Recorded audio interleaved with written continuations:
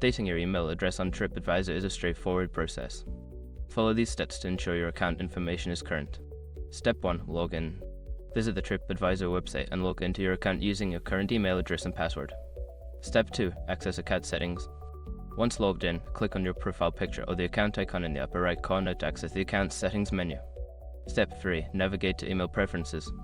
In account settings, look for the section labeled Email Preferences or Account Information. Click on it to view your current email address and other related settings. Step 4. Update your email address.